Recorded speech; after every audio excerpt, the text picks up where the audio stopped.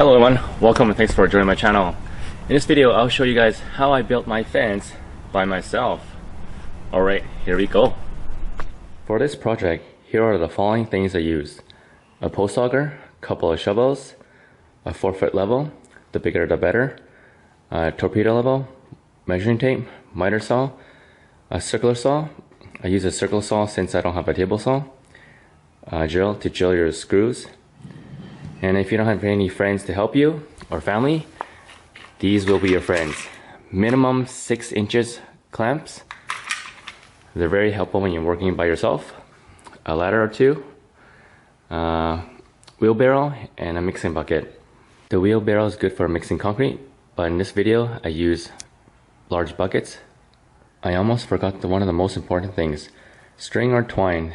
This is what you need to make your fence straight. Before we begin, you will need to find out where is your property line. There are two ways to find that out. The first one would be by looking at your property report. If you don't have a property report, then you have no choice to hire a surveyor. Once you have found out your property line, you can begin marking out your post. The maximum distance from my post to post is 9 feet. It works perfectly for my 10-foot boards. I hired a guy to help me dig my post. It saves me a lot of time. He did all my 8 posts in just under half an hour.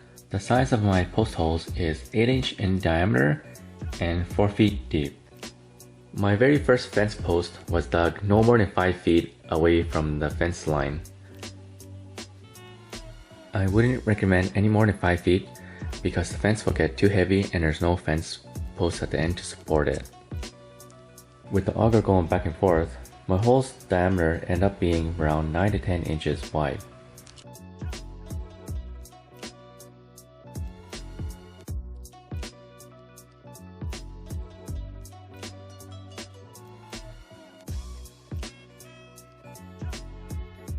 I like to remove the excess dirt, it'll be easier to work with.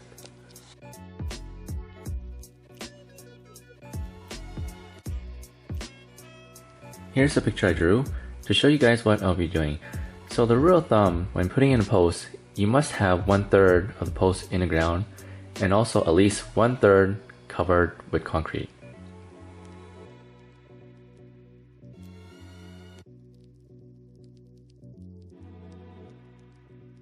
This is my quick depth stick check. I made a 44-inch mark and a 48-inch mark. As you can see, I'm not deep enough. I'll have to dig some more.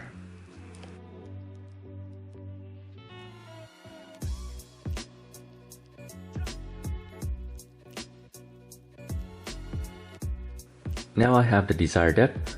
Now I can fill the hole with 4 inches of gravel. The gravel is to help prevent moisture from rotting the wood.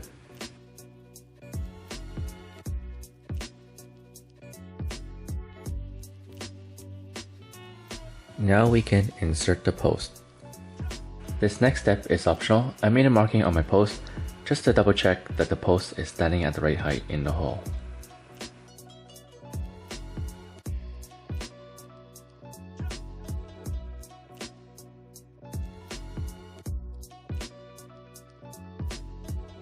Now we can center and level the post. With 2 people it's much easier.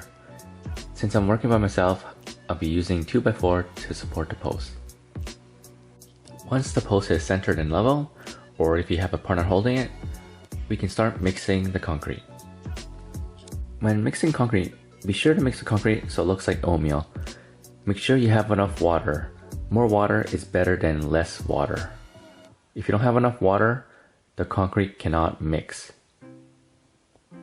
After mixing, we can pour the first bag in. After the first bag is poured, you can double check to make sure your post is leveled. Now we can start mixing the second bag and pour the second bag in. And pour a third bag if you have to. Now we have successfully installed the first post. We will have to repeat the process to install another post at the other end. Once you have both of your posts installed, we will now need to drag string across from one end to the other, top and bottom. By doing this will help you Line up your posts straight in a line. Now you can begin to install your posts from one end to the other. When you install your posts, be sure to double check that the post from top and bottom is close to the line, as close as you can get it. This will ensure that all your posts will be in a straight line, guaranteed.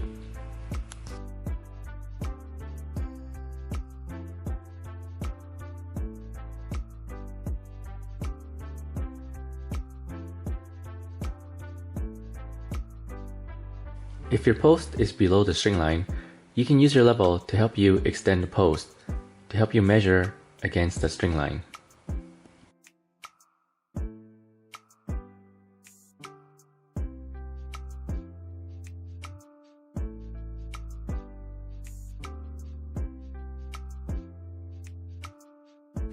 Now for this next step, I have string wrapped around the top of the post. This will help me guide where I am going to place my 2x6. This is the part where I try to match up the string as closest as I can get it in a straight line all together as one. Once I feel comfortable that this is the spot, I will make a mark. This marking will be the edge of my 2x6. Now for the next part, we'll have to get a piece big enough to cover this top section. We can also mark the end piece to cut it to fit. If you don't have another partner to help you hold the top section, you could use clamps. And on the other end, just use a supporting board to support it. Now we have the piece cut to smaller size and one end to cut to fit. Now we will place it to where it should be mounted. For the top piece, I placed it 2 inches below the tip. You could place yours wherever you like, but please keep in mind of the length of your fence board. If you place the top piece too low, your fence board could be showing, then you are forced to cut the fence board. Once placed at the right location, we can draw our center line on the left side. This mark will be the center line of the post. I use a torpedo level to help me draw a leveled and straight line down. Now I will cut the excess.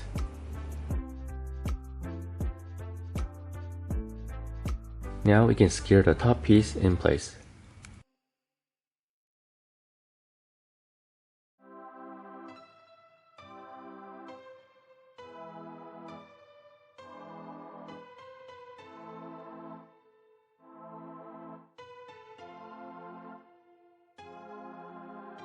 Now for the bottom piece.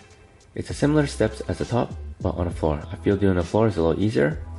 When doing the bottom piece, be sure to have about 1 inch clearance from the floor. This keeps the wood dry and from rotting. Once you have done the end pieces, it gets easier and easier. It's the same similar steps.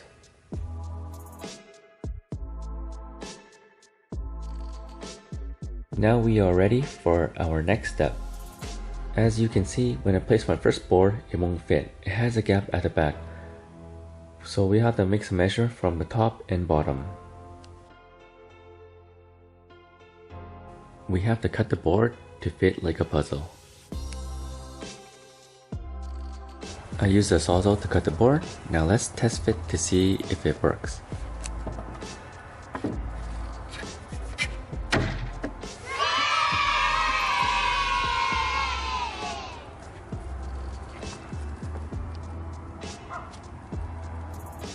Keep trying until it fits perfectly, and remember to keep the board off the ground.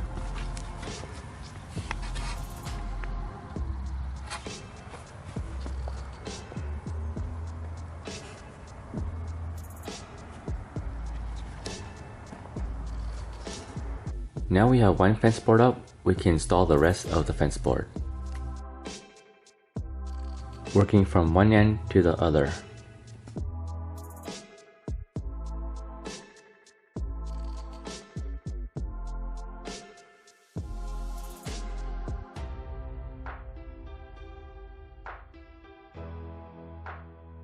By the end of this section, I need to put a small piece up.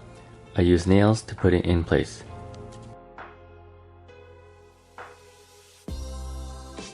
Let's check it out.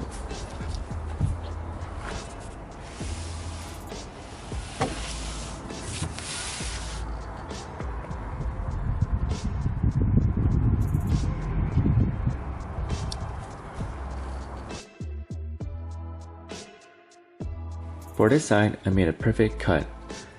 In a perfect world, this would fit, but sometimes the fence board and the posts are not perfectly squared. Unfortunately, it did not work. Rather than cutting the piece by a millimeter, I was able to find the space I needed from the gaps between the fence boards. I loosened up a few fence boards, put that small piece in, and then reinstall all the fence boards back together.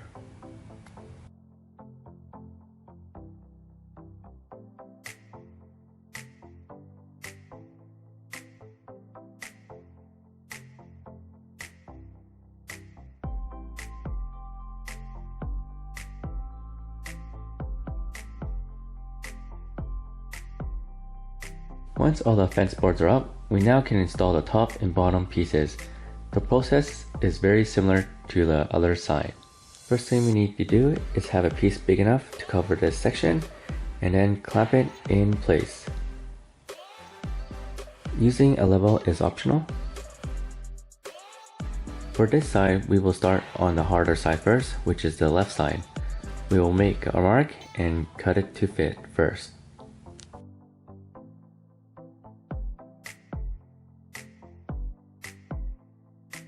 The piece is now cut, we'll slide it in place. Leveling it is optional, we'll clamp it and make our cut mark. If everything went well, inserting this piece should be no problem.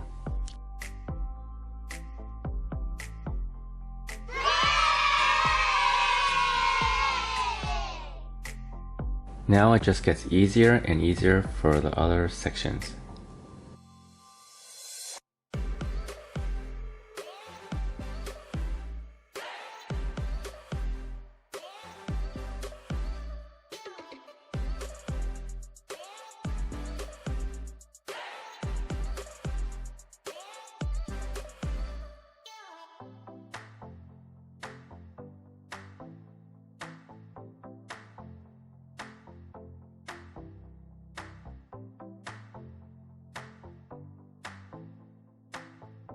I forgot to fill back the post holes. It's best to do this the day after you install the post.